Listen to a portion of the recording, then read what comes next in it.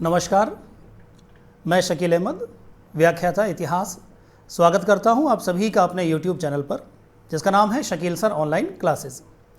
जैसा कि आप देख पा रहे हैं, आज पीछे स्क्रीन पर मैं आप लोगों से बात करने वाला हूं राजस्थान की प्राचीन सभ्यताओं से संबंधित 50 महत्वपूर्ण प्रश्न।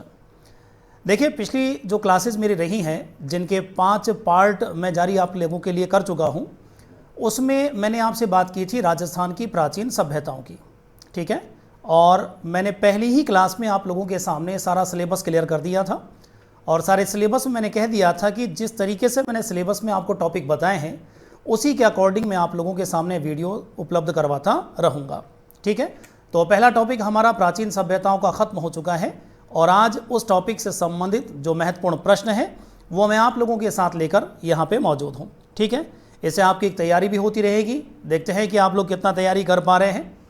अच्छा, उससे पहले मैं आगे बढ़ूं, एक चीज़ मैं आपको और बता देता हूं। अभी तक जितने भी मैं वीडियो डाल रहा था वो सारे वीडियो शाम को 5 से 6 बजे के बीच में डल रहे थे, लेकिन अब मैंने थोड़ा सा चेंज किया है। आगे से मेरे जितने भी वीडियोज़ हैं आप लोगों को सुबह 10 बजे, ठीक है, सुबह 10 बजे आपको उपलब्ध हो जाएंगे। कई सारे बच्चों का ये बार बार जो है फ़ोन आ रहा था, मैसेज आ रहा था, वो कह रहे थे कि सर शाम को आप जो है ना डालें, काफ़ी लेट हो जाता है, पढ़ने का हमें मौका नहीं मिल पाता, इसलिए आप सुबह अपना वीडियो डालें। तो मैंने जो है आज से ही शुरुआत इसकी कर दी है। जो पार्ट प्राचीन सभ्यताओं का जो पार्ट 5 है वो जो है दिनांक 16 तारीख को मैंने डाल दिया है सुबह 10 बजे, और आज का जो वीडियो है ये भी कल सुबह 10 बजे आपको मिल जाएगा, ठीक है। तो ध्यान रहे, सारे वीडियो 10 बजे हैं। चलिए शुरू करते हैं। आज का जो महत्वपूर्ण टॉपिक है, प्राचीन सभ्यताओं से संबंधित महत्वपूर्ण जो प्रश्न है वो कौन कौन से हैं। चलिए, सबसे पहला प्रश्न मैं आपको ले चलता हूं। सबसे पहला जो प्रश्न हमारा है वो है हड़प्पा संस्कृति के प्रमुख स्थल कालीबंगा की खोज का श्रेय जाता है, ठीक है। देखिए, मैं आपको सारी सभ्यताएं बता चुका हूं, तो यहाँ पे बात आ रही है कालीबंगा की। तो कालीबंगा में देखिए किसने खोज की, तो कालीबंगा में देखिए यहाँ पे खोज करने वाले व्यक्ति हैं हमारे अमलानंद घोष, ठीक है, अमलानंद घोष। यहाँ शॉर्ट में ए घोष दे रखा है। कई बार एग्जाम में पूछा गया है, पूरा नाम ना देकर शॉर्ट फॉर्म दे दी जाती है। ए घोष दे दिया जाता है, ए एन घोष दे दिया जाता है, कोई घबराने की जरूरत नहीं है। तो अमलानंद घोष जो है इन्होंने कालीबंगा की खोज की थी, ठीक है। कब की थी हम बात कर चुके हैं, 1952 में इन्होंने कालीबंगा की खोज की थी, ठीक। चलिए आगे बढ़ते हैं, दूसरा प्रश्न ले लेते हैं। दूसरा प्रश्न है निम्नलिखित में से कौन सा युग्म सही नहीं है, ठीक है। देखिए, इस तरह के जब प्रश्न आते हैं तो आप थोड़ा सा ध्यान दें कि आपसे पूछ रहे हैं कि कौन सा युग्म सही नहीं है। कई बार ऐसा होता है कि हम युग्म सही वाला ढूंढ लेते हैं, तो प्रश्न को आपको अच्छे से पढ़ना है, आराम से प्रश्न पढ़ें। जब तक आप चारों ऑप्शन ना पढ़ें आप जवाब देने की जल्दी ना करें। निम्न में से कौन सा युग्म सही नहीं है, तो चलिए पहला ऑप्शन देखते हैं। पहला ऑप्शन दे रखा है सुनारी झुंझुनू। तो मैंने आपको बता दिया था कि हमारे यहाँ पर जो लोहयुगीन सभ्यता स्थल है एक सुनारी है जो झुंझुनू में पाया जाता है, तो ये तो सही है। इसी तरीके से मैंने आपको बताया था सौंथी जो है, जिसको अमलानंद घोष ने कालीबंगा प्रथम भी कहा था, तो ये सौंथी जो जगह है ये बीकानेर में है, ये भी सही है। इसके बाद चलते हैं बरोर जो ताम्रगीन सभ्यता स्थल है गंगानगर जिले में है, घग्गर नदी किनारे, ये भी सही है, ठीक है।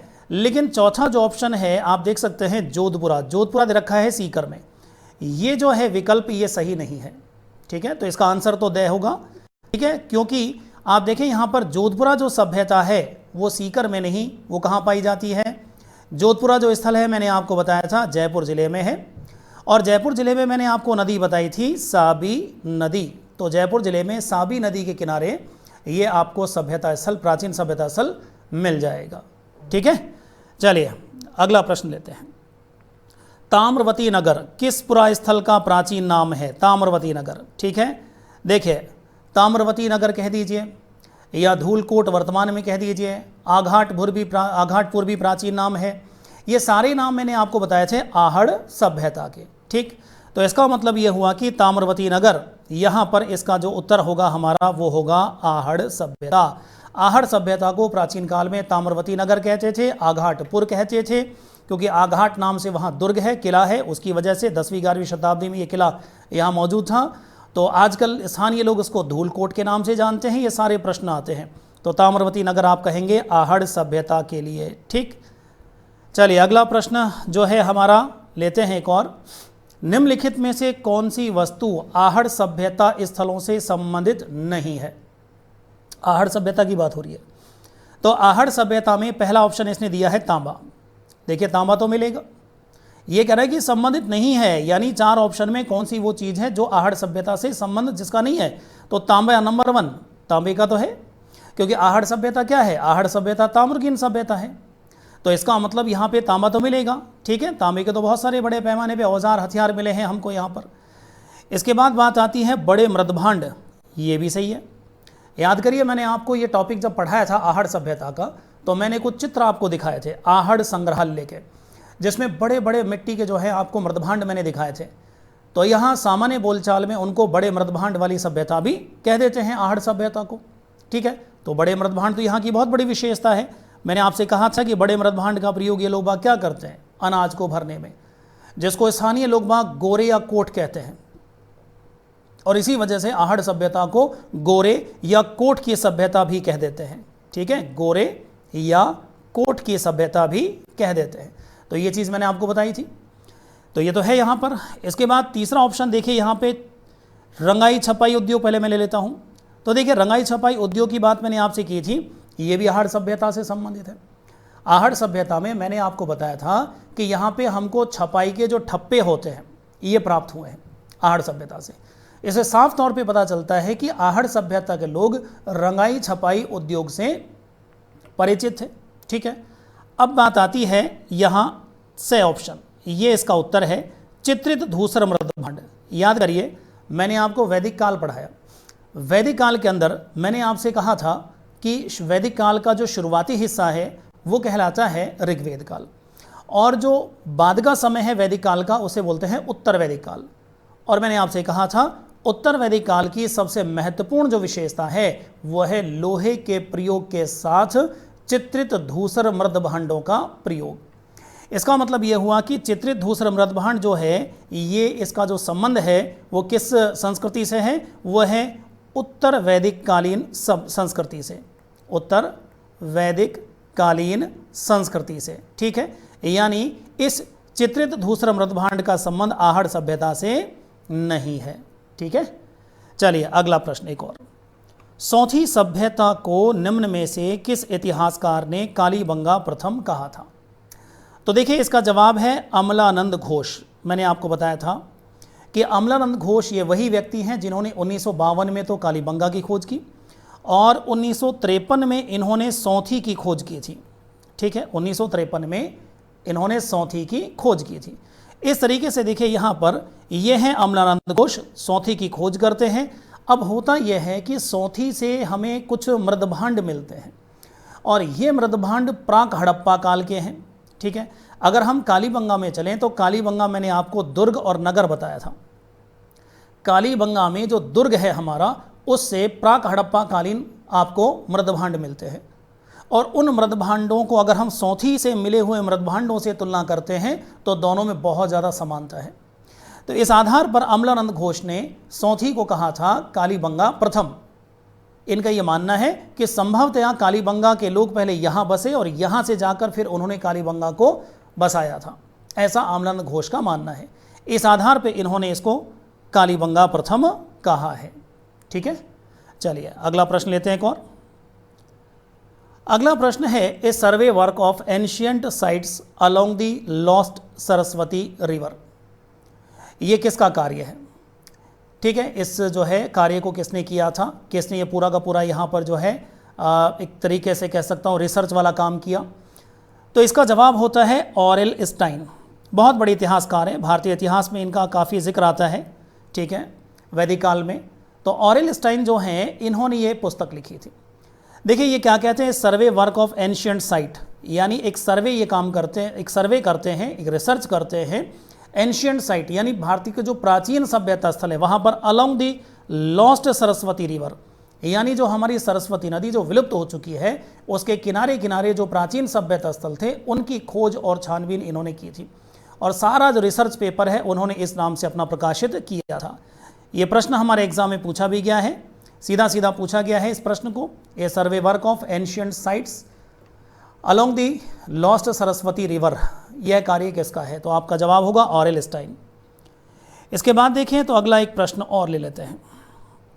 राजस्थान में पशुपालन के सर्वाधिक प्राचीन साक्ष्य कहाँ प्राप्त हुए हैं? तो देखिए मैंने आपको बागौर सभ्यता पढ़ाई थी, ठीक है। बागौर सभ्यता के अंदर मैंने आपसे कहा था हमारे प्राचीनतम कृषि के प्रमाण मिलते हैं और प्राचीनतम पशुपालन के प्रमाण मिलते हैं, ठीक। और बागौर जो सभ्यता है ये मैंने आपसे कहा था, ये बागौर सभ्यता के अंदर आपको मध्य पाषाणकालीन उपकरण प्राप्त होते हैं।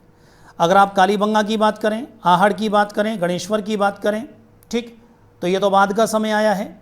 अगर मैं कहूँ यहाँ पर कालीबंगा, आहड़, गणेश्वर, अगर इन सब में हम बात करेंगे तो बागौर सबसे प्राचीन स्थल है, ठीक। और बागौर जो है मध्य पाषाण युगीन संस्कृति का अवशेष यहाँ पर मिलते हैं। सबसे प्राचीन पशुपालन पूछे तो आपका जवाब होगा बागौर, ठीक है। चलिए अगला प्रश्न लेते हैं। अगला जो प्रश्न है आपके सामने ये है, कालीबंगा में कितनी अग्नि वेदिकाएं प्राप्त हुई हैं? याद करिए मैंने आपको कालीबंगा पढ़ाया था और मैंने आपसे कहा था कि कालीबंगा में हमें अग्निकुंड मिले हैं आयताकार, ठीक है। ऑप्शन आपको दिए गए हैं 8, 5, 7 और 4। तो आपका जवाब होना चाहिए 7। कितने अग्निकुंड मिले हैं? 7। यहाँ पर एक विशेष बात मैंने आपको और बताई थी। मैंने आपसे कहा था ये 7 जो अग्निकुंड मिले हैं आयताकार, इनके आसपास कुछ हड्डियाँ मिली हैं और उन पशुओं की हड्डियों को देखकर ये अंदाज़ा लगाया जा सकता है कि संभवतया यहाँ पर पशु बलि का परंपरा रही होगी, ठीक है। लेकिन एक चीज़ और याद करिए, मैंने बताया था आपको, साथ साथ एक अच्छा प्रश्न है। मैंने आपसे कहा था डॉक्टर BK थापर, बालकृष्ण थापर, उन्होंने इन अग्नि वेदिकाओं को अग्नि वेदिका ना मानकर, अग्निकुंड ना मानकर उनको तंदूर माना है। उनका मानना है कि ये तंदूर है और इनमें ये तंदूर के अंदर खाना पकाते थे, ठीक है। तो दो अलग अलग बातें हैं, दो महत्वपूर्ण प्रश्न हो जाते हैं। आपसे जिस तरीके से पूछा जाए मैंने सारी जानकारी आपको दे दी है, आप आराम से अपना उत्तर दे सकते हैं। चलिए अगला प्रश्न एक और लेते हैं। हिंद यूनानी शासक मिनांडर की मुद्राएं कहाँ से प्राप्त हुई है? आपको ऑप्शन दिए गए हैं रेढ़, नगर, बैराठ और रंगमहल, ठीक है। तो बात आ रही है हिंद यूनानी शासक मिनांडर की मुद्राएं हमें कहाँ से प्राप्त हुई हैं। तो याद करिए आपको मैंने आपसे कहा था कि विराट या विराटनगर, जिसको आजकल हम बैराठ कह देते हैं, मैंने आपसे कहा था वहाँ पे एक कलश में, एक घड़े में बुना हुआ सूती कपड़ा जिसमें लिपटी हुई 36 मुद्राएं मिली, ठीक है। 36 मुद्राएं बताई थी मैंने पिछले चैप्टर में। उन 36 में से मैंने आपको कहा था कि 8 आहत मुद्राएं हैं, ठीक है, और बाकी जो बची हैं, ठीक है, 28 ये कैसी थी? हिंद यूनानी सिक्के, ठीक है। और इन हिंद यूनानी सिक्कों में सबसे ज़्यादा 16 सिक्के अकेले किसके थे? राजा मिनांडर के, ठीक है। तो इसका जवाब होगा आपका बैराठ, ठीक है। यानी विराटनगर से हमको हिंद यूनानी शासक मिनांडर की मुद्राएं प्राप्त हुई हैं, ठीक है। चलिए अगला प्रश्न लेते हैं। अगला प्रश्न है डीडवाना व इंद्रगढ़ किस संस्कृति से संबंधित स्थल है? देखिए आपका पहला जो मैंने चैप्टर आपको बताया था, ठीक है, पहला जो मैंने आपको चैप्टर दिया था पार्ट 1 प्राचीन सभ्यताओं का, उसमें मैंने आपको पाषाण युगीन सभ्यताएं पढ़ाई थी। और पाषाण युगीन सभ्यता मैंने आपसे कहा था इसके 3 पार्ट हैं, पुरापाषाण, मध्य पाषाण और नवपाषाण काल। उसके अंदर मैंने आपको बताया था डीडवाना और इंद्रगढ़, ये 2 जगह मैंने आपको जो लिखाई थी ये मैंने आपको बताई थी पुरापाषाण काल में, ठीक है। तो इसका जवाब होगा आपका पुरापाषाण काल, ठीक। यहाँ पर पुरापाषाण काल जिसका समय मैंने आपको बताया था लगभग 25 लाख ईसा पूर्व से लेकर, ठीक है, मैंने आपको शुरुआत की थी, और लगभग 10,000 ईसा पूर्व ये जो बीच का समय है ये पुरापाषाण काल माना जाता है, ठीक है। तो इस तरीके से देखिए यहाँ पर डीडवाना, इंद्रगढ़। डीडवाना आजकल नागौर में है, इंद्रगढ़ मैंने आपको बता दिया था ये आजकल बूंदी ज़िले में पड़ता है। और याद करिए मैंने आपको पहले ही जो है चैप्टर के अंदर ये भी कहा था कि राजस्थान में सबसे पहले पाषाण युगीन कुछ उपकरण जो खोजे गए थे वो 1870 ईस्वी में खोजे गए थे। इनकी खोज की थी C.A. हैकट नामक अंग्रेज इतिहासकार ने, और उन्होंने ये खोज की थी राजस्थान में 2 जगहों पर। एक मैंने आपको जयपुर लिखाया था और दूसरा मैंने इंद्रगढ़ बूंदी लिखाया था। ठीक, इंद्रगढ़ के बारे में फिर से बता दूं, कुछ गाइडों में ये कोटा दे रखा है जो बहुत गलत है। इंद्रगढ़ बूंदी के अंदर पड़ता है। इंद्रगढ़ बहुत ही महत्वपूर्ण, यहाँ पे बहुत ही खूबसूरत एक किला भी मौजूद है इंद्रगढ़ नाम से। इंद्र माता का मंदिर भी यहाँ पे बहुत महत्वपूर्ण है, जो आप आगे चलकर संस्कृति में पढ़ने वाले हैं। चलिए आगे बढ़ते हैं। अगला प्रश्न है, राजस्थान में सर्वप्रथम पुरातात्विक सर्वेक्षण कार्य किसने प्रारंभ किया था? ठीक है, तो चलिए एक एक जो है ऑप्शन लेते हैं। पहला ऑप्शन रखा है कनिंघम। तो देखिए कनिंघम जो हैं ये तो भारत में पुरातात्विक सर्वेक्षण कार्य शुरू करते हैं। मैंने आपको लिखाया था कि भारत में पुरातत्व विभाग के जो जनक माने जाते हैं वो अलेक्जेंडर कनिंघम माने जाते हैं। ठीक है, तो ये राजस्थान से तो इनका सीधा संबंध नहीं रहा। जहाँ तक बात आती है बीबी लाल की, तो राजस्थान में कई स्थल इन्होंने खोदे थे, लेकिन सबसे पहले इनका काम नहीं है। ठीक है, अब बात आती है ACL कार्लाइल। जी हाँ, ये है आपका जवाब, ACL कार्लाइल, ये इसका उत्तर होगा। मैंने आपको बताया था शुरुआती क्लासेस के अंदर कि ACL कार्लाइल महोदय ने राजस्थान में सबसे पहले 1871 ईस्वी में पुरातत्व सर्वेक्षण कार्य प्रारंभ किया था। ठीक है, ACL कार्लाइल जो हैं ये अलेक्जेंडर कनिंघम के सहायक हुआ करते थे। तो भारत में तो पुरातत्व के जनक अलेक्जेंडर कनिंघम हैं और राजस्थान में पुरातत्व सर्वेक्षण कार्य शुरू करने का श्रेय कार्लाइल महोदय को जाता है और शुरुआत इन्होंने की थी सन 1871 में। ठीक, चलिए इसके बाद अगला प्रश्न एक और लेते हैं। इतिहासकार DP अग्रवाल ने गणेश्वर सभ्यता का समय बताया था। ठीक, तो देखिए क्या बताया है, आहड़ के समकालीन। क्या हमारा गणेश्वर सभ्यता क्या आहड़ के समकालीन थी? गलत है, क्योंकि गणेश्वर का सभ्यता का समय याद करिए, मैंने आपको बताया था गणेश्वर सभ्यता का समय है 2800 ईसा पूर्व। ये आपको याद होना चाहिए, तभी आप तुलना कर पाएंगे। तो आहड़ का समय याद करिए, मैंने आपको बताया 2000 से लेके 1200 ईसा पूर्व।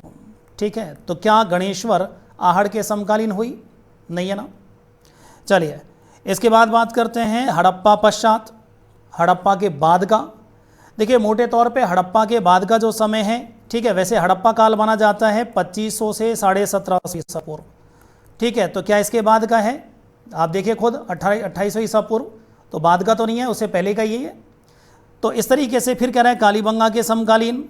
तो कालीबंगा का जो समय मैंने बताया 2350 से 1750 ईसा पूर्व, इसके समकालीन तो नहीं है। तो हमारा जवाब होता है पूर्व हड़प्पा। इसका आंसर होता है पूर्व हड़प्पा। ठीक है, देखिए हड़प्पा का मैंने जो समय बताया ये माना जाता है विकसित काल, इसका माना जाता है 2500 से लेकर 1750 ईसा पूर्व का। और अगर गणेश्वर की बात करें तो इसका समय आता है 2800 ईसा पूर्व। इसका मतलब गणेश्वर सभ्यता जो है वो हड़प्पा से भी पहले है, यानी हड़प्पा से पूर्व की सभ्यता है। तो आपका उत्तर होगा यहाँ पे पूर्व हड़प्पा कालीन। ठीक है, चलिए आगे बढ़ते हैं। अगला प्रश्न है जो RS में भी पूछा गया है, मध्य पाषाण काल से संबंधित स्थल है। तो मध्य पाषाण काल में देखिए कौन कौन से ये बता रहे हैं। एक ऑप्शन देता है तिलवाड़ा और बागौर। तिलवाड़ा याद करिए, मैंने बताया था बाड़मेर के अंदर है। बागौर भीलवाड़ा के अंदर है। इसी प्रकार मैंने दर बताया, दर नाम की जगह भरतपुर में है। इंद्रगढ़ बूंदी के अंदर है। विराटनगर जयपुर में है। भानगढ़ अलवर के अंदर है। कालीबंगा गंगानगर हो गया, हनुमानगढ़ हो गया। रंग महल ये भी हनुमानगढ़ हो गया। तो मैंने आपको जो है पाषाण काल जब पढ़ाया था तो मैंने आपको पुरापाषाण, मध्य पाषाण और नवपाषाण काल के सारे जगह अलग अलग करके बताई थी। तो इस हिसाब से अगर हम बात करें तो इसका उत्तर होता है तिलवाड़ा और बागौर। ये इसका आंसर होगा। ये दो जगह हैं तिलवाड़ा और बागौर जहाँ से मध्य पाषाण युगीन उपकरण हमको प्राप्त हुए हैं। ठीक है, चलिए अगला एक और प्रश्न लेते हैं। 14वां प्रश्न है, कालीबंगा के बारे में निम्नलिखित में से कौन सा कथन सही नहीं है? यानी आपको कालीबंगा के बारे में जो कौन सा कथन गलत है वो आपको छांटना है। ठीक, तो देखिए सबसे पहला ऑप्शन दे रखा है जुते हुए खेत के प्रमाण प्राप्त हुए। ये तो सही है, हमने कालीबंगा पढ़ा था कि भाई कालीबंगा से जुते हुए खेत मिले हैं। ठीक है, ये तो सही है। दूसरा, विश्व के प्राचीनतम भूकंप के प्रमाण, ये भी सही है। मैंने आपको पढ़ाया था कालीबंगा में कि कालीबंगा के अंदर जो मकान मिले हैं वो सब खंडर और मकानों की दीवारों में दरारें आई हुई हैं। इन दरारों के आधार पर मैं कह सकता हूं कि कालीबंगा सभ्यता भूकंप के कारण खत्म हुई, समाप्त हुई। तो भूकंप के अवशेष तो हमको मिले हैं कालीबंगा से, तो ये भी यहाँ मिला है, ये भी सही है।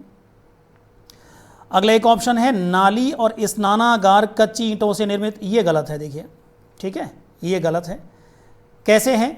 देखिए मैंने आपको बताया था कि कालीबंगा जो है, उस कालीबंगा में जितने भी मकान हैं, जितनी भी चीज़ है, या मैं सिंपल मैंने आपको बताया था, आप नाली छोड़ दीजिए, मैं लिख देता हूँ थोड़ा सा यहाँ पे, कालीबंगा के अंदर आप नाली छोड़ दीजिए, कुएं छोड़ दीजिए, स्नानागार छोड़ दीजिए, ठीक है।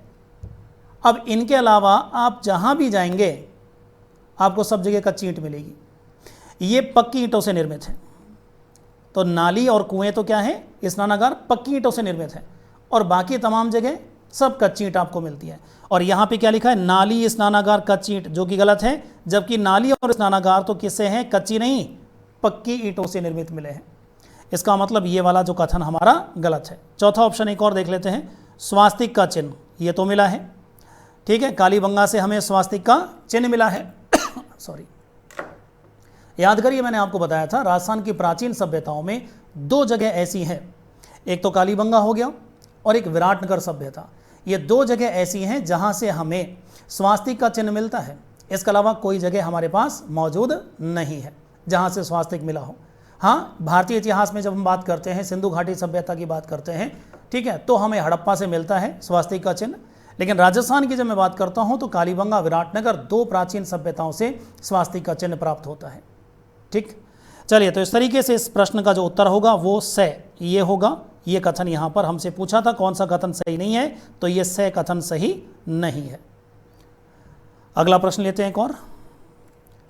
अगला प्रश्न है 1934 ईस्वी में ताम्र सामग्री, ताम्र यानी तांबे की बनी सामग्री निम्न में से किस स्थान पर प्राप्त की गई। थर्ड ग्रेड में इस प्रश्न को पूछा भी गया है। ऑप्शन आपके सामने दिए गए हैं, कालेटड़ा, कितलसर, कुराड़ा और किनसरिया। तो देखिए मैंने आपको पढ़ाया था इनके बारे में, प्राचीन ताम्रगिन सभ्यताओं के बारे में, तो इसका उत्तर होगा कुराड़ा।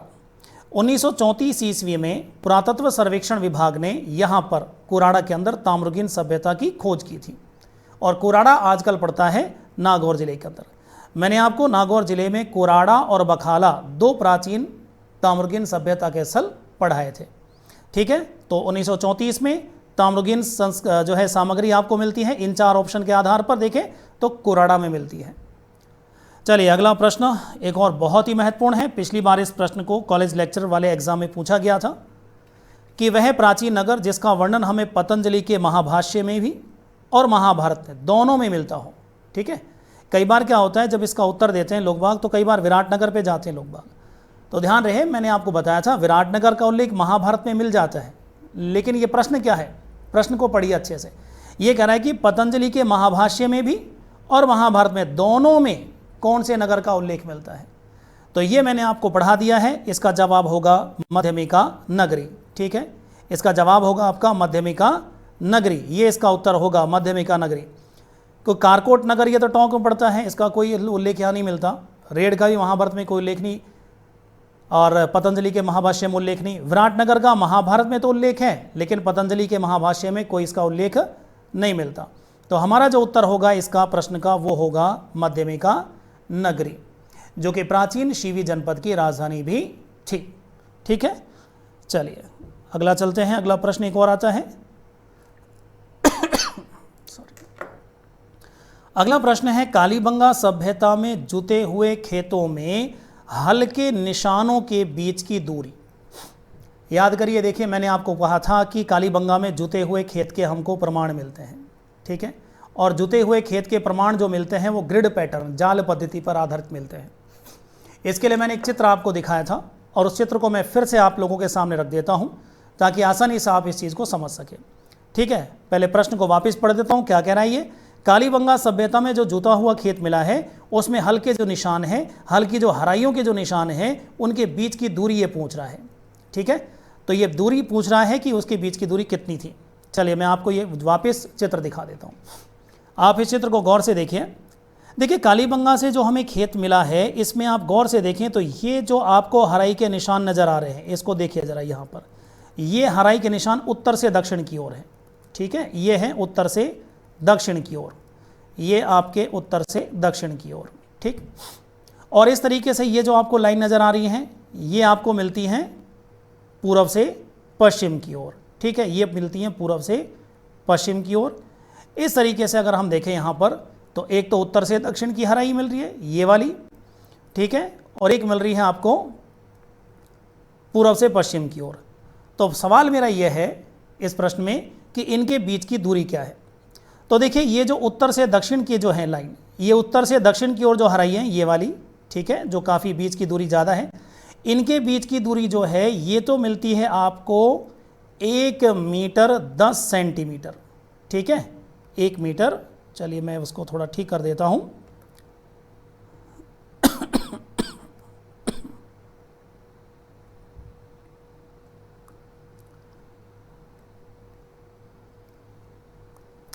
चलिए तो देखिए ज़रा, यहाँ पर उत्तर से दक्षिण ये जो लाइनें हैं हराई जो हैं इनके बीच की दूरी मिलती है 1.10 मीटर, यानी 1 मीटर और 10 सेंटीमीटर, या सीधे सीधे मैं कह सकता हूँ 110 सेंटीमीटर। और ये जो आपके पूर्व से पश्चिम की ओर जो हराई है इनके बीच की दूरी आप देखें आपको कम नज़र आती है, ये बीच की दूरी आती है 30 सेंटीमीटर, ठीक है, ये आती है 30 सेंटीमीटर। और ये जो हैं आपकी हराइयाँ इनके बीच आती है 1 मीटर और 10 सेंटीमीटर, ठीक। तो इस हिसाब से अगर हम चलें तो हमारा जो उत्तर होगा ये होगा बे, ये आपका उत्तर होगा, ठीक है। उत्तर से दक्षिण में हराई के बीच की दूरी 1.10 मीटर, और आप देखें पूर्व से पश्चिम की जो हराइयाँ हैं उनके बीच की दूरी मिलती है 30 सेंटीमीटर। तो हमारा इस प्रश्न का उत्तर बे होगा, ठीक है। चलिए आगे बढ़ते हैं। आहड़ सभ्यता से खुदाई में कितने स्तर प्राप्त हुए हैं? तो देखिए मैंने आपको कालीबंगा पढ़ाया, कालीबंगा से तो हमें 5 स्तर मिले थे, और जब बात आती है आहड़ की तो आहड़ से हमें मिले हैं 8 स्तर। तो इसका जवाब होगा 8 स्तर। मैं फिर से आपको याद दिला दूं, मैंने आपको पहले भी कहा था, ये आपको जैसे कालीबंगा में 5 स्तर मिल रहे हैं, आहड़ के अंदर 8 स्तर मिल रहे हैं, इनका मतलब क्या है? इसका मतलब बहुत सीधा सा है कि आहड़ सभ्यता 8 बार बसी और 8 बार उजड़ी। उसके प्रमाण हमको 8 अलग अलग लेवल पे मिल रहे हैं उत्खनन के दौरान। इसी प्रकार कालीबंगा की अगर हम बात करें तो कालीबंगा में 5 स्तर मिलते हैं। इसका मतलब कालीबंगा जो कस्बा है, जो शहर था, वो 5 बार बसा, 5 बार उजड़ा। उसके प्रमाण हमको 5 अलग अलग स्तरों में देखने को मिलते हैं, ठीक है। चलिए तो आहड़ से हमें खुदाई मिले हैं 8 स्तर, ये हमारा जवाब हुआ। अगला प्रश्न, वर्तमान में किस पुरास्थल को महासतियों का टीला कहा जाता है? महासतियों का टीला, देखिए मैंने आपको ये टॉपिक पढ़ाया तो मैंने आपको बताया कि हमारे यहाँ पर बागौर जो सभ्यता है, अगर आप बागौर चलेंगे तो बागौर सभ्यता को हम बोलते हैं महासतियों का टीला। ये जिस जगह पर ये हमको टीला मिला है, जिसके नीचे बागौर सभ्यता दफन है, इसके ऊपर आजकल यहाँ पर कुछ छतरियाँ आपको देखने को मिलती हैं। मध्यकाल में कुछ लोगों ने यहाँ पे छतरियाँ बना दी क्योंकि उनको तो मालूम था नहीं कि नीचे कोई प्राचीन सभ्यता है। अब यहाँ पर इस तरीके से देखें तो प्राचीन छतरियाँ बनी हुई हैं, और इन छतरियों की वजह से नीचे की जो स्थल है उनकी खुदाई अभी बहुत सारी नहीं हो पाई है। तो ये प्राचीन छतरियाँ जो बनी हुई हैं, इनकी वजह से इस पूरे बागौर सभ्यता स्थल को हम बोलते हैं महासतियों का टीला, ठीक है। चलिए अगला प्रश्न, निम्नलिखित में से कौन सा युग्म सुमिलित नहीं है? आपको गलत जो है जोड़ा छांटना है। तो देखिए एक तरफ तो प्राचीन ताम्रगिन स्थल दे रखा है आपके सामने, या कोई भी प्राचीन स्थल दे रखा है, और दूसरी तरफ आपको नदी दे रखी है। तो गणेश्वर के साथ दे रखा है कांतली, गणेश्वर सभ्यता सीकर जिले में कांतली नदी किनारे मिलती है, सही है, ठीक है। हमने पढ़ा कि सीकर जिले में कांतली नदी किनारे गणेश्वर सभ्यता के अवशेष प्राप्त हुए हैं, तो यह तो सही है। रंग महल हनुमानगढ़ में है, घग्गर नदी किनारे, ये भी बिल्कुल सही है। बैराट सभ्यता विराटनगर सभ्यता बाणगंगा नदी किनारे, ये भी बिल्कुल सही है। अगर आप चौथे ऑप्शन को देखें तो दे रखा रेढ़, तो रेढ़ देखिए यहाँ पे ये ऑप्शन हमारा गलत है, ये सुमिलित नहीं है। तो कहाँ था रेढ़? तो मैंने आपको बताया था रेढ़ जो सभ्यता है वो ढील नदी के किनारे प्राप्त होती है, और मैंने कहा था ढील किसकी सहायक नदी है? ढील बनास की सहायक नदी है, ठीक है। तो इस तरीके से यहाँ पर हमारा जो उत्तर होगा द होगा, रेड खारी का वाला जो विकल्प है ये सुमेलित नहीं है। चलिए आगे बढ़ते हैं अगला प्रश्न लेते हैं। अगला जो प्रश्न है हमारा, आहड़ सभ्यता का प्रमुख केंद्र माना जाता है। देखिए मैंने आपको आहड़ सभ्यता जब पढ़ाई थी तो मैंने आपसे कहा था कि आज जो आहड़ सभ्यता है वो राजस्थान में सबसे बड़े इलाके पे फैली हुई है, जिसमें उदयपुर भी आता है, भीलवाड़ा भी आता है, चित्तौड़गढ़ का कुछ हिस्सा है, डूंगरपुर का कुछ हिस्सा है, ठीक है, राजसमंद का कुछ पार्ट आता है। आज पूरी आहड़ सभ्यता में 80 से ज़्यादा छोटे छोटे स्थलों को खोदा जा चुका है, लेकिन उन तमाम स्थलों में 4 जगह सबसे महत्वपूर्ण मिली है आहड़ सभ्यता की, ठीक है। एक बालाथल, एक ओझियाना, एक गिलुंड और एक धौली मगरी। लेकिन इन 4 में भी अगर कोई आपसे पूछता है कि आहड़ सभ्यता का सबसे महत्वपूर्ण केंद्र कौन सा था, तो आपका जवाब होगा गिलुंड, ठीक है, ये आपका जवाब होगा गिलुंड। वैसे तो आहड़ सभ्यता के 4 ही केंद्र हैं, लेकिन ये पूछ रहे हैं प्रमुख केंद्र कौन सा था, तो आपका जवाब होगा गिलुंड, ये आपका जवाब होगा। और अगर इसी प्रश्न को मैं ऐसे ही कर लेता, आहड़ सभ्यता का सबसे नवीनतम स्थल जिसकी खोज की गई है, तब आपका जवाब हो जाता धौली मगरी, ठीक है। ये सारी चीज़ पढ़ चुके हैं, तो मुझे लगता है आपको उत्तर देने में कोई कठिनाई नहीं आनी चाहिए। अगला प्रश्न एक और देखिएगा भारत के प्राचीनतम सिक्के कहलाते हैं। तो पिछले ही चैप्टर में मैंने पार्ट 5 के अंदर, प्राचीन सभ्यताओं के पार्ट 5 के अंदर मैंने आपको सिक्कों के बारे में बताया था। तो देखिए इसमें कह रहा है कि भारत के प्राचीनतम सिक्के, सबसे पहले हमारे यहाँ कौन से सिक्के प्रचलित थे। पहला ऑप्शन देता है द्रह्म। देखिए द्रह्म जो सिक्के थे, इनका प्रचलन हमारा जो देखने को मिलता है, ये मिलता है गुर्जर प्रतिहारों में और चौहानों के अंदर, ठीक है। तो इसका मतलब ये तो सबसे प्राचीन नहीं हुए। अब इसे और आगे चलते हैं। दीनार, आपको मालूम होना चाहिए कि दीनार ये गुप्तकालीन एक सिक्का था। तो गुप्तकाल का समय जो लगभग माना जाता है 250 ईस्वी से शुरू होता है और लगभग 650 तक आते आते गुप्त भी बिल्कुल, और भी 650 से पहले ही लगभग 600 ईस्वी तक ये ख़त्म हो चुके थे। तो दीनार जो है गुप्तकालीन सिक्का है, यानी द्रह्म से भी पुराना दीनार। टंका, देखिए टंका जो था ये सिक्का सल्तनत काल में चलाया जाता है। सल्तनत काल में टंका जो है इसके सिक्के की शुरुआत की जाती है। तो ये सल्तनत काल शुरू होता है भारत में सन 1206 से 1526 का जो टाइमिंग है वो सल्तनत काल कहलाता है। इसका मतलब ये तो काफ़ी पुराना है, सॉरी मतलब काफ़ी बाद का सिक्का है। अब बात करते हैं आहत सिक्के की। ये है इसका उत्तर। क्यों है इसका उत्तर, देखिए मैंने आपको इसका बताया भी था, फिर से बता रहा हूँ मैंने कहा था प्राचीन भारत में जो सिक्के बनते थे वो बहुत ही टेढ़े मेढ़े सिक्के बनते थे, उनकी कोई विशेष आकृति नहीं होती थी। इनको आहत इसलिए कहते हैं क्योंकि इनको पीट पीट कर बनाया जाता है, ठीक है, इसलिए इनको आहत कहते हैं। और इनको पंच मार्क क्यों कहते हैं? पंच का मतलब देखिए होता है इसको पीटना, मार्क का मतलब होता है निशान लगाना। मैंने कहा इनको पीट कर, इनको जो है सोने चांदी तांबे के सिक्के होते हैं, इनको पीट पीट कर इनको बना दिया जाता है, एक सिक्के के रूप में ढाल दिया जाता है। आकृति इनकी फिक्स नहीं होती, टेढ़े मेढ़े होते हैं और इनके ऊपर कोई चंद्रमा का या कोई मैंने बताया था सूर्य का या कोई वृक्ष का कोई चित्र या कोई किसी पशु पक्षी का, जैसे मान लीजिए कोई मछली वगैरह का कोई चित्र बना दिया जाता, इस तरह का कोई भी चित्र इसके ऊपर मार्क कर दिया जाता। तो इस तरीके से पीट कर बनाए जाने वाले सिक्के, टेढ़े मेढ़े सिक्के, ये आहत या पंचमार्क कॉइन कहलाते हैं। तो इस तरीके से भारत के प्राचीनतम जो सिक्के हुए हमारे जो माने जाएंगे वो आहत मुद्रा मानी जाएगी, पंचमार्क सिक्के माने जाएंगे, ठीक है। चलिए, और मैं आपको फिर कह दूं, अगर आप लोग डायरेक्ट इस प्रश्न उत्तरी को देख रहे हैं, अगर कुछ बच्चे, और अगर आपने इससे पहले के वीडियोस नहीं देखे, तो मैं आपको सलाह दूंगा कि पहले आप प्राचीन राजस्थान की सभ्यताओं के 5 पार्ट में जारी कर चुका हूं, उन 5 वीडियोस को क्रम से ही देखें, ठीक है।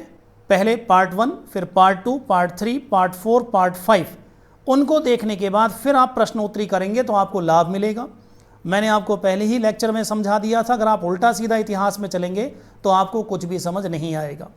इसलिए क्रम से ही चलें, पहले पार्ट 1 को देखें, फिर पार्ट 2 को देखें। सब वीडियोस पे लिखा हुआ है डिस्क्रिप्शन के अंदर कौन कौन सा वीडियो है, उस क्रम से देखोगे आपको सुविधा मिलेगी, याद करने में, समझने में इतिहास को सहायता मिलेगी। अन्यथा अक्सर लोग जैसा कहते हैं आप भी फिर वही कहते घूमेंगे। अक्सर बच्चे कहते हैं हिस्ट्री बड़ी बेवफा, शाम को पढ़ो सुबह सफ़ा, है तो वो काम नहीं हो आपके साथ, इसीलिए मैं आप लोगों से कह रहा हूँ। मैंने पहली क्लास के अंदर आप लोगों को पूरा सिलेबस समझा दिया था। अच्छा, बीच बीच में कुछ बच्चे कहते हैं कि सर इसके बाद आप कौन सा टॉपिक पढ़ाएंगे। जैसी कोई वीडियो डलता है बच्चे कमेंट बॉक्स में लिखते हैं कि सर इसके बाद अगली क्लास आप क्या लेंगे। इसका मतलब आपने वीडियो शुरू से देखा ही नहीं है। मैं आपसे बार बार कह रहा हूँ, इतिहास को समझना है, सीखना है, शुरू से उसको पढ़ें। मैं पहले यहाँ पे अब तक 6 वीडियो जारी कर चुका हूँ प्रश्नोत्तरी से पहले, ठीक। उन 6 वीडियोज़ में पहला मैंने जो वीडियो जारी किया था उसके अंदर आपको पूरा संपूर्ण सिलेबस बता दिया था, और उस सिलेबस के अकॉर्डिंग मैं वीडियो बनाते हुए चल रहा हूँ। आपके सामने वो वीडियो है, ठीक है। उसमें सबसे पहला टॉपिक प्राचीन सभ्यता का मैंने बताया। उस प्राचीन सभ्यता में मैंने सबसे पहले पाषाण काल, फिर ताम्रयुगीन, कांस्ययुगीन और लोहयुगीन सभ्यता मैंने पढ़ाई है उसी क्रम से। अगला टॉपिक वैदिक काल का मैंने साथ साथ पढ़ा दिया है। इसके बाद अब अगला टॉपिक जो मैं लूँगा वो जनपद काल का होगा, मौर्य काल का होगा, गुप्त काल का होगा, ठीक है। उसके बाद हर्षवर्धन काल होगा, फिर राजपूत काल। यानी पहले वीडियो में सब कुछ क्लियर है आपके सामने कि कौन से टॉपिक के बाद कौन सा टॉपिक का वीडियो आने वाला है। तो मैं बस यही कहूँगा कि आप उन वीडियोज़ को पहले देखिए, उसके बाद प्रश्न उत्तर पे आइए, उल्टा काम मत करिए। जैसे गणित का रूल होता है ना कि बच्चे को पहले जोड़ना सिखाया जाता है, फिर उसे घटाना सिखाया जाता है, फिर उसे जो है गुणा करना सिखाया जाता है, फिर उसे भाग करना सिखाया जाता है, ठीक। तब जाके बच्चा गणित सीखता है। आप उल्टा चलते हो, आप भाग करने की कोशिश करते हो पहले कि साहब मैं भाग सीख जाऊँ डायरेक्ट। कैसे सीख जाएंगे आप लोग भाग? नहीं सीख सकते। पहले आपको जोड़ सीखना होगा, फिर आपको घटाव सीखना होगा, फिर गुणा, फिर भाग। जो क्रम है उससे चलोगे तो आप सीखोगे, और अगर क्रम को उल्टा लेके चलोगे तो आपके हाथ कुछ नहीं लगेगा। इसलिए मैं बार बार आपसे कहता हूं कि आप क्रम से वीडियो देखते हुए आगे बढ़ें, ठीक है। और दूसरा, उन वीडियोज़ को आप जो आप देख रहे हैं तमाम, उस चैनल को आप सब्सक्राइब कर लें। बगल में एक बेल का आइकन आता है, उसको आप प्रेस कर लें। उसके ऊपर ऑल लिखा आता है, ऑल को प्रेस कर दें। इससे होगा ये कि आपके सारे वीडियो जो मैं बनाऊंगा उसके सारे नोटिफिकेशन आपको मिलते जाएंगे, और डेली प्रतिदिन सुबह 10 बजे मेरा वीडियो आपके सामने आ जाएगा, ठीक है। परेशान होने की ज़रूरत नहीं है। चलिए तो आगे बढ़ता हूँ, आपको अगला मैं प्रश्न लेके चलता हूँ। अगला जो प्रश्न हमारा होगा 23वां, यह है विराटनगर। विराटनगर में अशोक के दूसरे शिलालेख की खोज किसने की थी? देखिए, होता यह है कि अशोक का शिलालेख भाबरू से मिला है, विराटनगर से मिला है, ये तो सबको पता है। लेकिन बहुत कम लोग बाग इस बात को जानते हैं कि सम्राट अशोक के विराटनगर से एक नहीं 2 शिलालेख मिले हैं। पहला शिलालेख 1837 ईस्वी में कैप्टन बर्ड को मिला था, जिसे 1840 ईस्वी में कलकत्ता के म्यूजियम में पहुंचा दिया गया। वो सारी बात मैं आपको पढ़ा चुका हूं। यहाँ पर बात हो रही है दूसरे शिलालेख की। तो दूसरा शिलालेख किसने खोजा? तो कैप्टन बर्ड तो इसका जवाब है नहीं, क्योंकि कैप्टन बर्ड ने तो पहला खोजा था। कनिंघम भारतीय पुरातत्व के जनक, भारत में तो उन्होंने बहुत बड़ी बड़ी खोज की, लेकिन राजस्थान में इन्होंने कोई बहुत बड़ी खोज का कार्य इनके हिस्से में नहीं है। बात आती है कार्लाइल, ये हमारा उत्तर होगा, कार्लाइल महोदय। मैंने आपसे कहा था कि कनिंघम ने कार्लाइल महोदय को राजस्थान में भेजा था। ये इनके सहायक थे, कनिंघम महोदय के सहायक थे कार्लाइल। 1871-72 ईस्वी में ये राजस्थान आते हैं, और इन राजस्थान में आकर विराटनगर के अंदर इन्होंने क्या किया, विराटनगर में बीजक की पहाड़ी जो है इसके आसपास के क्षेत्र में कुछ सर्वेक्षण का कार्य करवाया था, और यहीं पर इन्हें भीमसेन की डूंगरी, मैं आपको पढ़ा चुका हूं, ठीक है।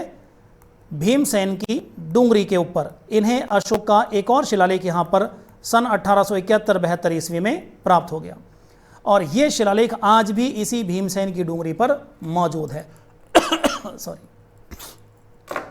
तो मैंने कहा था कि जो भाबरू शिलालेख है वो तो कलकत्ता में म्यूजियम में रखा हुआ है, और दूसरा जो शिलालेख जो कार्लाइल महोदय ने खोजा था वो आज भी भीमसेन की डूंगरी के ऊपर रखा हुआ है। चलिए, तो इसका उत्तर होगा कार्लाइल। अगला देखिए, 24वां प्रश्न है हमारा, यूनानी राजा मिनांडर ने राजस्थान के किस स्थान पर अपना राज्य स्थापित किया था? तो देखिए, मिनांडर के बारे में मैंने आपको बताया था, यूनानी राजा मिनांडर, और भारतीय साहित्य में, भारतीय इतिहास में हम इसे राजा मिलिंद के नाम से भी जानते हैं, ठीक है, क्योंकि इन्होंने फिर आचार्य नागसेन कहने पे बौद्ध धर्म स्वीकार कर लिया था, ठीक है। तो बात आती है राजा मिनांडर ने राजस्थान में किस क्षेत्र में अपना राज्य स्थापित किया? तो इसको कॉलेज लेक्चर वाले एग्जाम में भी इस प्रश्न को पूछा गया है। तो पहला ऑप्शन आता है विराटनगर। तो ध्यान रखें, विराटनगर से मिनांडर की मुद्राएं तो मिली हैं, सबसे ज़्यादा 16 सिक्के तो मिले हैं, लेकिन इसके राज्य का उल्लेख हमें यहाँ से नहीं मिलता। भीनमाल की जहाँ तक बात आती है जालौर में, यहाँ से भी हमें राजा मिनांडर का कोई वर्णन नहीं मिलता। चंद्रावती जो आजकल माउंट आबू वाला क्षेत्र है, यहाँ पर भी इसका हमें कोई उल्लेख नहीं मिलता। ध्यान रहे, चंद्रावती से यहाँ पर कुछ बच्चे कंफ्यूज हो सकते हैं। प्राचीन नाम चंद्रावती आपको जो है एक तो सिरोही में माउंट आबू का मिलता है। इसके अलावा अगर आप झालावाड़ की बात करें, ठीक है, तो वहाँ पर भी आपको ये चंद्रावती नाम मिल जाएगा प्राचीन। लेकिन यहाँ पर जो है चंद्रावती जो बात हो रही है वो माउंट आबू की हो रही है, ठीक है, माउंट आबू की बात हो रही है। प्राचीन यहाँ पे राज्य था चंद्रावती। 10वीं 11वीं शताब्दी में परमार वंश का राज्य हुआ करता था यहाँ पर। 10वीं से 11वीं शताब्दी के बीच में परमार राजपूत शासकों का यहाँ पर शासन था। तो यहाँ राजा मिनांडर की जब बात आएगी तो उसका राज्य जो स्थापित हुआ है वो मध्यमिका में स्थापित हुआ है। तो इसका जवाब होगा हमारा मध्यमिका, ठीक है। शीवी जनपद की राजधानी हुआ करती थी मध्यमिका।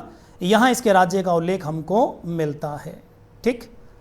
चलिए अगला प्रश्न, लोहा गलानी की प्राचीनतम भट्टियाँ कहाँ प्राप्त हुई हैं? तो देखिए ये नोहो जो है लोहयुगीन सभ्यता है। जोधपुरा, ठीक है, ये जोधपुरा होना चाहिए था, मैं जोधपुरा कर देता इसको। जोधपुरा जयपुर, नोहो भरतपुर में है, जोधपुरा जयपुर में है, ठीक, गणेश्वर सीकर में है। तो देखिए नोहो मैंने कहा लोहयुगीन सभ्यता का स्थल है, जोधपुरा भी लोहयुगीन सभ्यता का स्थल है, ठीक। यहाँ से भट्टियाँ हमको नहीं मिली हैं। गणेश्वर ये पाषाण युगीन स्थल है, यहाँ तो तांबे के अवशेष मिले, तो यहाँ भी लोहा गलाने की भट्टी आपको नहीं मिलेगी। सोनारी ये लोहयुगीन सभ्यता स्थल मैंने आपको पढ़ाया था, और यहाँ पर हमको भारत में सबसे प्राचीनतम लोहा गलाने की भट्टियाँ मिलती हैं। तो आपका उत्तर होगा सोनारी, सोनारी जो आजकल पड़ता है झुंझुनू जिले में। अगला प्रश्न एक और लेते हैं, bird rider rock painting Bundi जिले के गरदड़ा क्षेत्र से प्राप्त हुई है।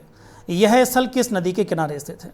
याद करिए मैंने आपको एक चित्र भी बताया था उस क्लास के अंदर, मैंने ये चित्र आपको दिखाया था बर्ड राइडर, जिसके अंदर एक बड़ा सा पक्षी है, उसके ऊपर एक व्यक्ति बैठा हुआ है और ऐसा लगता है कि इस पक्षी के ऊपर बैठकर वो सवारी कर रहा है, इसलिए उस चित्र को हमने नाम दिया है बर्ड राइडर रॉक पेंटिंग। तो ये बूंदी ज़िले में गरदड़ा नाम के जगह से प्राप्त हुई है। अब सवाल है कि ये कौन सी नदी के किनारे हमको मिलता है गरदड़ा? तो देखिए मैंने इसका आपको जो है बताया था, तो ये था छाजा नदी। बूंदी ज़िले में एक छोटी सी नदी पड़ती है छाजा, तो छाजा नदी के किनारे आपको इसके अवशेष मिलते हैं, यानी ये चट्टान मिलती है जिसके ऊपर ये बर्ड राइडर रॉक पेंटिंग का चित्र आपको मिलता है। चलिए अगला एक प्रश्न और लेते हैं, 56 तांबे की चूड़ियाँ निम्न में से किस स्थान पर हमको प्राप्त हुई हैं? 56 तांबे की चूड़ियाँ, ठीक है, तो इसका जवाब होगा आपका किराड़ौत। किराड़ौत जो जगह पड़ती है आजकल जयपुर में पड़ती है किराड़ौत, यहाँ पर मैंने आपको लिखाया था कि हमें 56 तांबे की चूड़ियाँ मिली हैं। इसके अलावा चलते हैं तो अगला एक और प्रश्न है, निम्न में से प्राचीन सभ्यता जिसको बड़े मृदभांड वाली सभ्यता भी कहते हैं। देखिए मैंने आपको इसी टॉपिक में भी बता दिया था, आज ही इसी प्रश्नोत्तरी में एक बीच में प्रश्न आया था आहड़ सभ्यता का। तो मैंने आपसे कहा था कि आहड़ जो सभ्यता है यहाँ से हमें बड़े बड़े मिट्टी के बर्तन प्राप्त हुए, मिट्टी के पात्र प्राप्त हुए हैं, जिन्हें अनाज भरने के लिए इस्तेमाल लिया जाता था, जिन्हें स्थानीय भाषा में गोरे या कोठ भी कहते थे, ठीक। इस प्रकार अगर हम चलें तो आहड़ सभ्यता को बड़े मृदभांड वाली सभ्यता के नाम से भी जाना जाता है, ठीक है। कालीबंगा में पात्र मिले हैं लेकिन छोटे मिले हैं, गणेश्वर विराटनगर में भी छोटे मिले हैं, लेकिन बड़े बड़े जो पात्र हैं, ठीक। अगर आपने नहीं देखा वीडियो तो आहड़ सभ्यता का वीडियो जाके देख लीजिए, वहाँ पर मैंने आपको बड़े मृदभांड का आहड़ सभ्यता जो आहड़ का जो म्यूज़ियम है उस म्यूज़ियम में जो चित्र रखा हुआ है, ठीक है, या कह सकता हूँ कि बड़ा जो मृदभांड रखा है उसकी फ़ोटो मैंने वहाँ पे आपको दिखाई है। किस प्रकार आप देखें बड़े बड़े मृदभांड वहाँ पे हमको मिलते हैं आहड़ सभ्यता में। चलिए तो इस प्रश्न को पूछा भी गया है, बड़े मृदभांड वाली सभ्यता किसे कहते हैं? आहड़ सभ्यता को कहते हैं। चलिए अगला प्रश्न एक और है, अगला प्रश्न आता है हमारा प्रश्न नंबर 29, कालीबंगा के बारे में निम्न में से कौन सा कथन सही नहीं है? आपके 4 कथन दे रखे हैं, इनमें से कौन सा कथन सही नहीं है? आपको जो गलत कथन है उसे आपको छांटना है, ठीक है, जो सही है उसे छोड़ना है, गलत कथन को आपको निकालना है।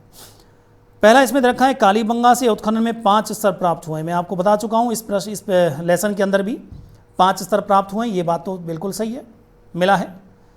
कालीबंगा के बारे में सर्वप्रथम जानकारी एलपी टेसिटोरी, लुइजी पिया टेसिटोरी जो इटली के विद्वान थे उन्होंने दी थी, ये भी बिल्कुल सही है, मैंने आपको बता दिया था, ठीक है। खोज तो 52 में हुई थी, 1952 में, अमलानंद घोष द्वारा, लेकिन सबसे पहले एलपी टेसीटोरी ने इसके बारे में जानकारी दे दी थी। और केवल यही नहीं, एलपी टेसीटोरी ने कालीबंगा के अलावा रंग महल के बारे में भी जानकारी दे दी थी सबसे पहले। अगला एक और है, इसमें कालीबंगा के दुर्ग टीले से हड़प्पा काल के अवशेष प्राप्त हुए हैं। ये गलत है, देखिए, ठीक है, ये जो है आपका विकल्प गलत है, क्योंकि मैंने आपको बताया कालीबंगा के जो दुर्ग टीला है उस दुर्ग टीले से हड़प्पा काल नहीं, पूर्व हड़प्पा काल के अवशेष प्राप्त हुए हैं। ठीक है, मैंने आपसे कहा था कालीबंगा में 2 टीले हैं, पश्चिमी टीला, पूर्वी टीला। जो पश्चिमी टीला है जिसको हम दुर्ग टीला कहते हैं, यहाँ से तो आपको प्राक हड़प्पा काल, और जो सामान्य नगर है यहाँ से आपको हड़प्पा काल के अवशेष मिलते हैं। तो ये आपको ध्यान रखना है।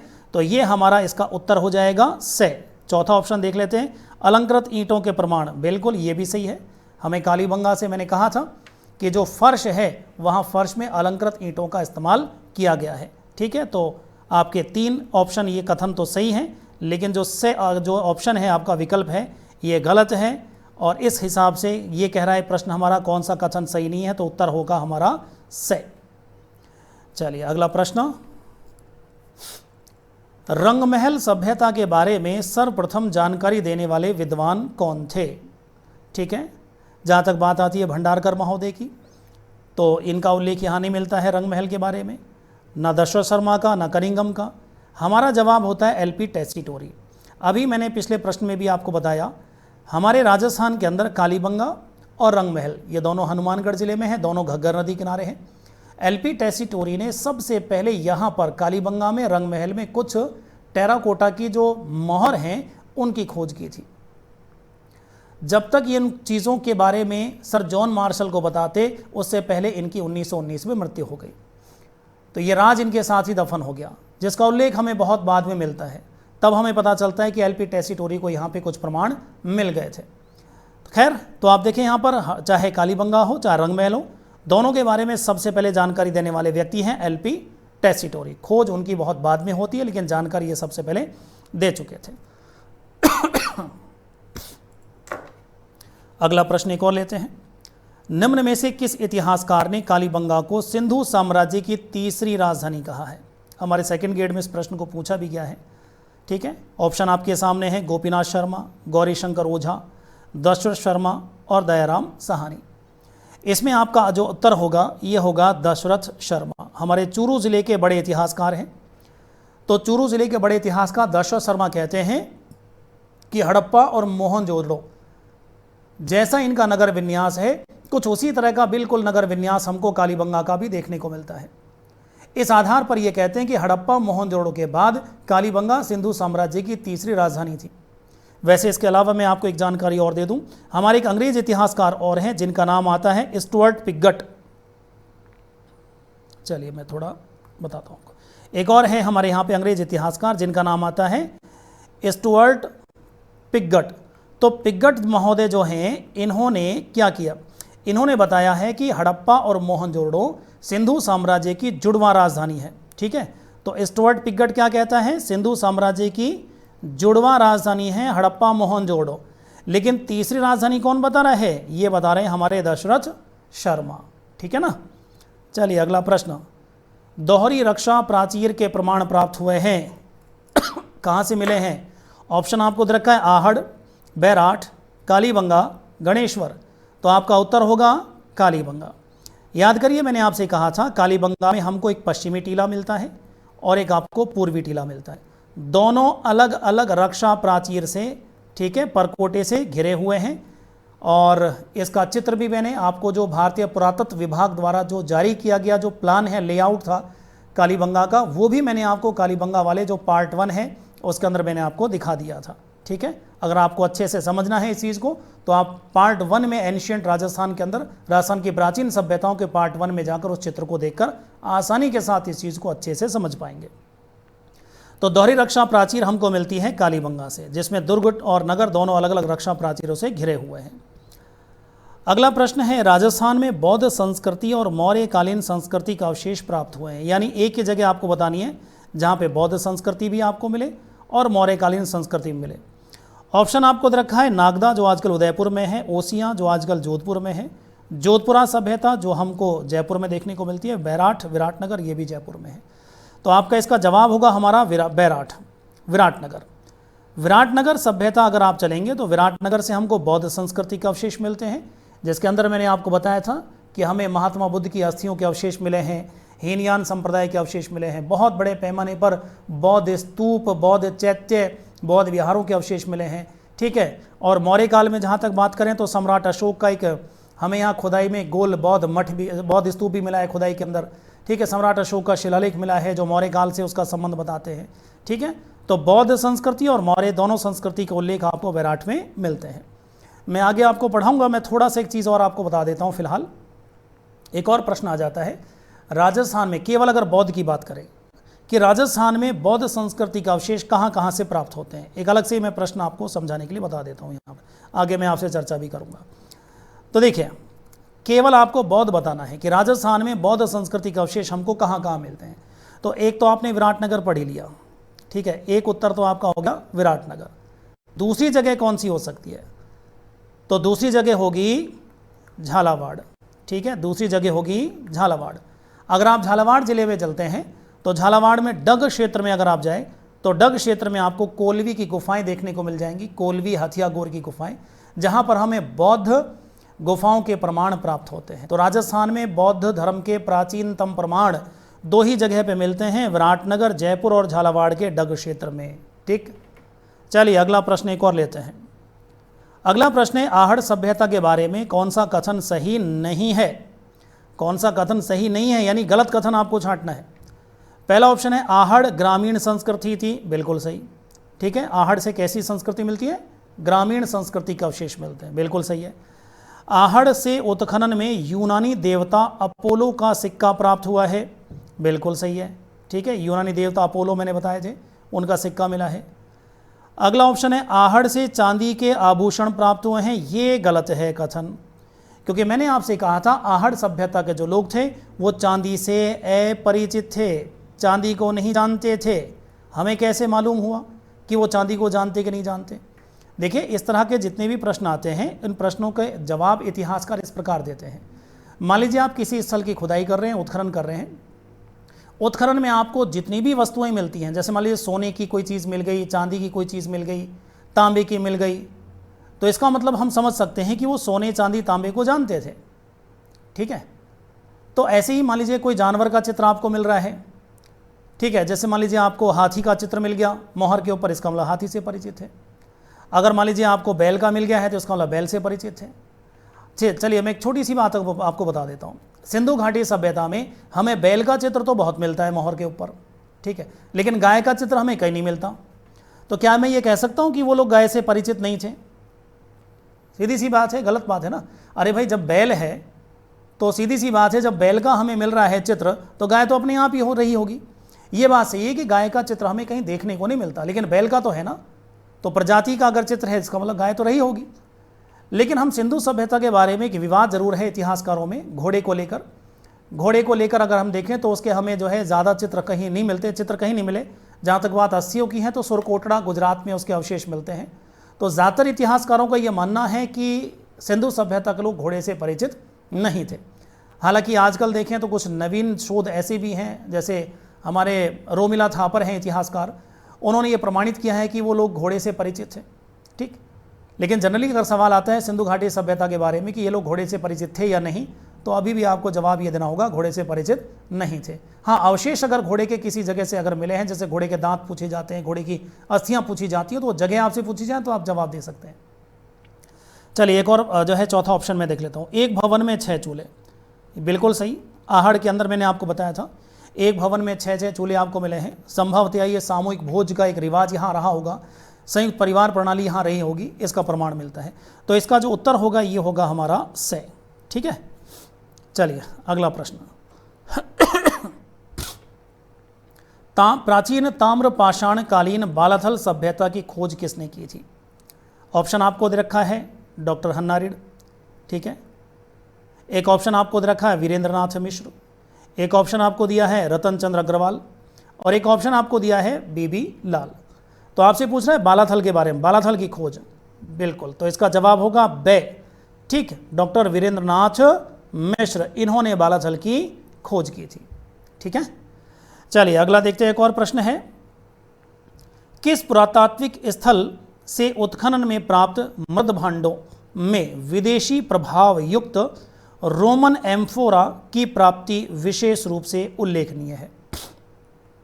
ऑप्शन आपको दिए गए हैं, बालाथल, रंगमहल, आहड़, भीनमाल। तो इसका उत्तर होगा भीनमाल। ठीक है, कैसे होगा देखिए जरा। भीनमाल इसका उत्तर इसलिए होगा क्योंकि भीनमाल से हमें एक सुराही प्राप्त हुई है। ठीक है, इस तरीके से एक सुराही प्राप्त हुई है। एक काल्पनिक चित्र में आपको समझाने के लिए बता रहा हूँ। इसमें डबल हत्थे लगे हुए हैं दोनों तरफ, एक हैंडल इधर लगा हुआ है पकड़ने का और दूसरा हत्था इधर लगा हुआ है। इस प्रकार की शैली में जो सुराहियाँ थी वो रोमन शैली की है। ठीक है, और इस प्रकार की जो सुराही मिली है हमको वो भीनमाल से मिली है। ठीक, तो इसका मतलब ये हुआ कि हमें भीनमाल से रोमन एम्फोरा जो है, या कह सकता हूँ विदेशी प्रभाव युक्त हमको क्या मिले हैं, मृद भांड मिले हैं। तो इसका जवाब होगा भीनमाल। भीनमाल से हमको 2 हत्थे वाली सुराही यहाँ पे मिली है अवशेष में, जो इस बात का प्रमाण है कि रोमन प्रभाव यहाँ पर मौजूद था मृद भांडों के ऊपर। अगला प्रश्न देखिए, यूनानी शासक अपोलो डॉट्स का सिक्का प्राप्त हुआ है। ऑप्शन आपके सामने है, नलियासर, रेढ़, नौह और रंगमहल। तो इसका उत्तर होगा आपका रेढ़। ठीक है, तो देखिए मैंने आपको बताया था रेढ़ सभ्यता के बारे में। रेढ़ से हमको यूनानी शासक अपोलो डॉट्स का सिक्का मिला है। बड़ी महत्वपूर्ण चीज़ है, जेईएन एग्जाम में इसको पूछा भी गया है। एक खंडित सिक्का हमको मिलता है। ध्यान रखें, मैं आपको फिर से रिपीट कर रहा हूँ, अपोलो यूनानी देवता हैं। अपोलो का सिक्का आपको मिलता है आहड़ से। ठीक है, लेकिन अपोलो डॉट्स ये यूनान के राजा का नाम है और इसका खंडित सिक्का मिलता है रेढ़ से। दोनों अलग अलग चीज़ें हैं। अगला प्रश्न एक और है, कालीबंगा के बारे में असत्य कथन जो आपको छांटना है। असत्य, पहला ऑप्शन रखा है बैलगाड़ी का खिलौना प्राप्त हुआ है, बिल्कुल सही है। ठीक है, मैंने आपको चित्र भी दिखाया था, कालीबंगा म्यूजियम के कुछ चित्र मैंने आपको बताए थे, दिखाए थे, जो वाकई हमको वहाँ से मिले हैं। जो कालीबंगा म्यूजियम के चित्र दिखाए तो मिला है, बिल्कुल सही है। लोहे के उपकरण मिले हैं, बिल्कुल गलत, ये कथन हमारा सही नहीं है, क्योंकि कालीबंगा सभ्यता कांस्ययुगीन सभ्यता है। कालीबंगा सभ्यता का समय हमने पढ़ा 2350 से 1750 ईसा पूर्व, और सीधी सी बात है भारत में लोहे का पहला प्रयोग कब होता है, 1000 ईसा पूर्व। तो इसका मतलब कालीबंगा में लोहे के प्रयोग तो कैसे हो सकते हैं, लोहे का प्रयोग उपकरण कैसे मिल सकता है, लोहे की खोज ही नहीं हुई। ठीक है, तो ये कथन बिल्कुल ही गलत है। विशाल दुर्ग के अवशेष बिल्कुल सही हैं, विशाल दुर्ग मिला है, जैसा कि मैंने बताया कालीबंगा में दुर्ग और नगर 2 टीले मिले हैं। शतरंज के पासे मिले हैं, बिल्कुल सही है। तोलने के बाट हमको मिले हैं, ये भी सही है। ठीक है, तो इसका प्रश्न का उत्तर होगा से। ठीक है, से इसका उत्तर होगा। ठीक है, एक सेकंड, गलती से यहाँ पे से लग गया। इसका उत्तर होगा बे। एक सेकंड,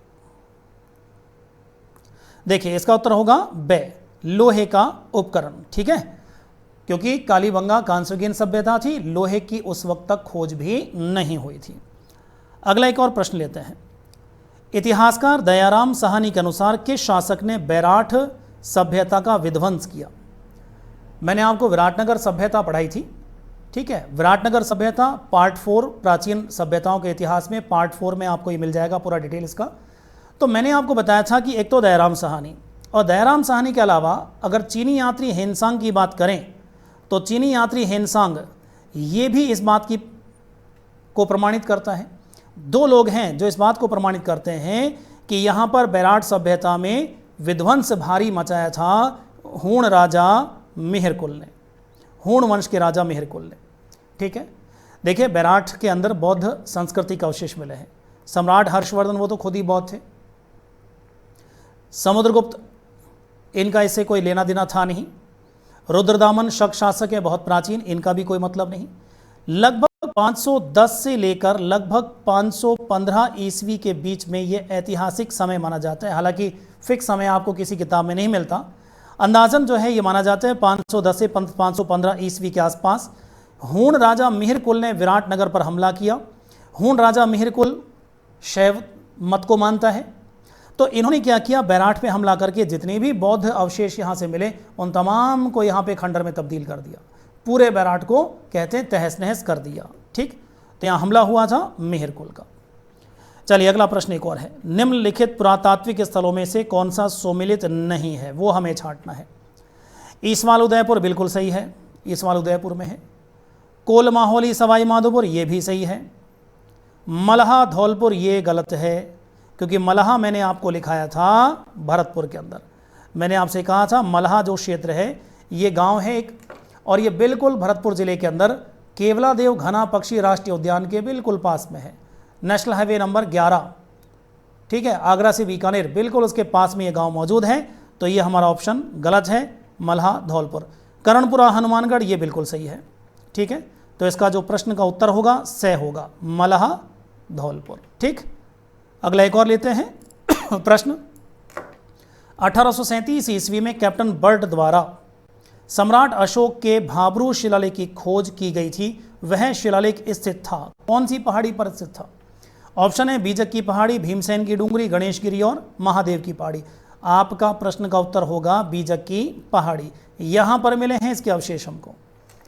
ठीक है, मैंने आपको बताया था कि बीजक की पहाड़ी पर मूल रूप से मौजूद था, बाद में इसको भाबरू गांव पहुंचाया गया और यहाँ भाबरू गांव में कैप्टन बर्ड ने उसकी खोज की थी, लेकिन मूल रूप से मौजूद था यह शिलालेख बीजक की पहाड़ी के ऊपर।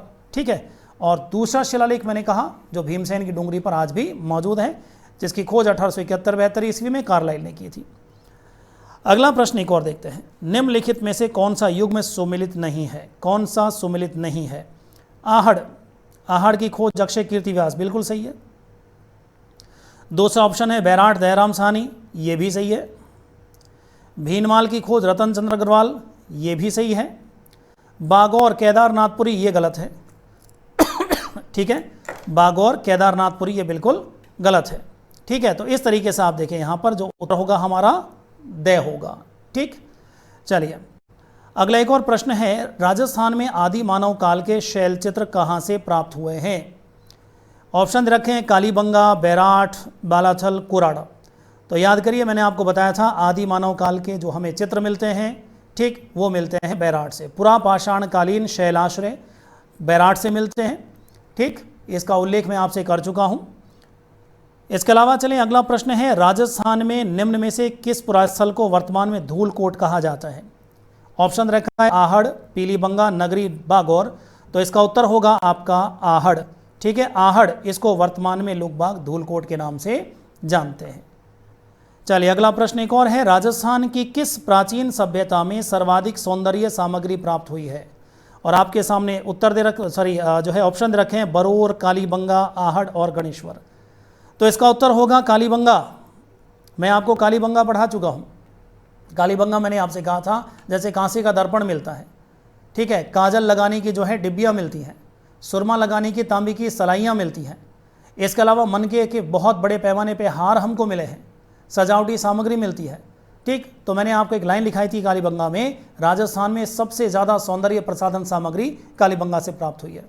तो इसका उत्तर होगा आपका कालीबंगा। ठीक है, ये उत्तर हो गया कालीबंगा। अगले एक और प्रश्न है, लोहे के प्रयोग के साथ चित्रित धूसर मृदभांडों का प्रयोग किस काल की प्रमुख विशेषता थी?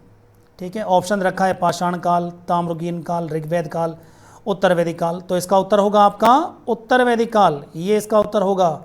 ठीक है, कल भी मैंने आपको पार्ट 5 के अंदर प्राचीन सभ्यताओं के पार्ट 5 में मैंने आपको बताया था वैदिक काल के 2 पार्ट होते हैं, ऋग्वेद काल और उत्तर वैदिक काल। तो ऋग्वेद काल और उत्तर वैदिक काल के बीच की जो दीवार है 1000 ईसा पूर्व, ये हमने यहाँ पर ऋग्वेद काल का खात्मा, उत्तर वैदिक काल की शुरुआत मानी है। तो 1000 ईसा पूर्व में वो कौन सी बात है जो इन दोनों को अलग करती है? वो सबसे महत्वपूर्ण चीज़ है लोहे के प्रयोग के साथ चित्रित धूसर मृत भांडों का प्रयोग। ये बहुत महत्वपूर्ण विशेषता है उत्तर वैदिक काल की। ठीक है, चलिए अगला प्रश्न, राजस्थान के किस पुरातात्विक स्थल से स्वास्तिक का चिन्ह प्राप्त हुआ है? स्वास्तिक, तो देखिए मैंने आपको बताया यहाँ पर स्वास्तिक के चिन्ह राजस्थान में 2 जगह मैंने आपको बताए थे। यहाँ इस प्रश्न में देखें तो आपको 4 ऑप्शन दे रखे हैं, कालीबंगा, नगरी, रेड, गिलुंड। तो इसमें अगर हम चलें तो हमारा जवाब होगा कालीबंगा। कालीबंगा से हमें स्वास्तिक का चिन्ह मिला है। और कालीबंगा के अलावा अगर मैं चलूं तो विराटनगर में आपको पढ़ा चुका हूं, विराटनगर से हमें स्वास्तिक का चिन्ह मिलता है। तो 2 ही जगह हैं प्राचीन सभ्यताओं में। तो इस प्रश्न के हिसाब से चलें तो हमारा जवाब होगा कालीबंगा। अगला एक और प्रश्न है, प्राचीन ताम्रगीन सभ्यताओं की जननी किसे कहा जाता है? और आपके सामने ऑप्शन है विराटनगर, बालाथल, गणेश्वर, कालीबंगा। तो आपका जवाब होगा गणेश्वर। मैं आपको समझा चुका हूँ गणेश्वर के अंदर, गणेश्वर जो सभ्यता है, गणेश्वर से प्राचीन काल से ही तांबा निकाला जा रहा है। यहीं से तांबा निकलकर हड़प्पा पहुँचा, ठीक है, यहीं से तांबा निकलकर मोहनजोदड़ो तक जाता था, यहीं से तांबा जो है वो आहड़ तक पहुँचा। इस तरीके से माना जाता है कि अगर इन जगहों पर तांबा गणेश्वर से नहीं पहुँचा होता तो यहाँ पर इन ताम्रगीन सभ्यताओं का विकास भी ना हुआ होता। इस आधार पे माना जाता है। और गणेश्वर का समय भी सबसे प्राचीन माना गया है, 2800 ईसा पूर्व, ठीक। इस आधार पे चले तो प्राचीन भी है और यहाँ से तांबे की सप्लाई भी इन जगहों पर हुई है। इस आधार पर माना जाता है कि गणेश्वर सभ्यता समस्त ताम्रगीन सभ्यताओं की जननी है, ठीक है। चलो अगला प्रश्न एक और लेते हैं। 11 कमरों वाला विशाल भवन कहाँ से प्राप्त हुआ है? JEN एग्जाम में इसको पूछा भी गया है। 4 ऑप्शन दिए हैं, ओझियाना, गिलुंड, बालाथल, पीलीबंगा। तो आपका जवाब होगा बिल्कुल बालाथल, ठीक। बालाथल हम जो है आपको लिखा चुके हैं, 11 कमरों वाला विशाल भवन यहाँ से प्राप्त हुआ है। और लास्ट अंतिम जो है एक प्रश्न और मैंने यहाँ पे रखा है 50वां, निम्न में से लोह युगीन सभ्यताओं वाले विकल्प को छांटिए। यानी 4 आपके सामने जो विकल्प हैं उनमें केवल उस विकल्प को छांटना है जहां पर हमें केवल और केवल लोह युगीन सभ्यता के अवशेष मिलते हैं, ठीक। इन 4 ऑप्शन को देख लीजिए। एक ऑप्शन आपको रखा है पहला, नोहो, जोधपुरा, तरखानवाला, भीनमाल। दूसरा ऑप्शन रखा है नोहो, जोधपुरा, कुराड़ा, बखाला। तीसरा ऑप्शन है आहड़, जोधपुरा, कालीबंगा, बालाथल। और चौथा ऑप्शन है विराटनगर, डीडवाना, तिलवाड़ा, बागौर। तो इनका जो उत्तर होगा हमारा ये होगा ए, नोहो, जो आजकल भरतपुर में है, लोहयुगीन सभ्यता स्थल है। जोधपुरा साबी नदी किनारे हमने पढ़ा जयपुर के अंदर, ठीक है, लोहयुगीन सभ्यता स्थल है। तरखानवाला गंगानगर जिले में एक छोटा सा स्थल मिला है, लोहयुगीन है। भीनमाल जालौर में है, लोहयुगीन सभ्यता का स्थल है। इसके अलावा अगर हम बाकी चले तो नोहो, जोधपुरा ये तो लोहयुगीन है, लेकिन कुराड़ा, बखाला ये 2 के हमको ताम्रगीन सभ्यता के स्थल मिलते हैं। ऑप्शन से में चलें तो आहड़ ताम्रगीन का है, जोधपुरा लोहयुगीन का है, कालीबंगा कांस्ययुगीन का है, बालाथल ताम्र युगीन सभ्यता का है। और जहाँ तक बात आती है चौथे ऑप्शन में विराटनगर, डीडवाना, तिलवाड़ा, बागौर, ये सब के सब पाषाणकालीन हैं। तो इस आधार पर मेरा जो उत्तर होगा लोहयुगीन सारे के सारे स्थल वो होंगे नोहो, जोधपुरा, तरखानवाला और भीनमाल, ठीक। चलिए, तो इस तरीके से आपके 50 प्रश्न होते हैं। और यहाँ पे मेरा पहला मैंने आपको सिलेबस बता दिया था कि हम राजस्थान इतिहास की सीरीज़ में जो है सिलेबस में कौन कौन से टॉपिक लेंगे। उस टॉपिक के अंदर मैंने पहला जो लिया है वो है प्राचीन सभ्यताएं। राजस्थान की प्राचीन सभ्यताएं यहाँ पर ख़त्म होती है। मैं तमाम आपको प्राचीन सभ्यताएं पढ़ा चुका हूँ और आज उन 5 पार्ट में प्राचीन सभ्यताओं के बाद छठे पार्ट के अंदर मैंने आपसे कुछ महत्वपूर्ण उस प्रश्न के जो है उस टॉपिक से संबंधित प्रश्न उत्तर यहाँ पे किया है, ठीक है। तो उम्मीद करता हूँ, आशा करता हूँ कि आप लोगों को राजस्थान की प्राचीन सभ्यताएं बहुत अच्छे से समझ में आ गई होंगी। फिर भी मैंने आप लोगों से कहा है कि अगर आपको कोई परेशानी होती है, कोई प्रश्न आपको लगता है कि ये मुझे सर ने नहीं बताया, ये मैंने कहीं पढ़ा हुआ है और ये सर ने नहीं पढ़ाया, उसका उत्तर में अगर कोई आपको जो है कन्फ्यूज़न होता है तो बिल्कुल निसंकोच होकर आप मेरे को कमेंट बॉक्स में अपना प्रश्न भेजिए, ठीक है। मैं कोशिश करूँगा कि आपके जो है उत्तर में दे सकूँ, ठीक है। तो चलिए, आज के लिए इतना ही काफ़ी है। मिलते हैं अगली क्लास में एक नए टॉपिक के साथ। तब तक के लिए जय हिंद, जय भारत।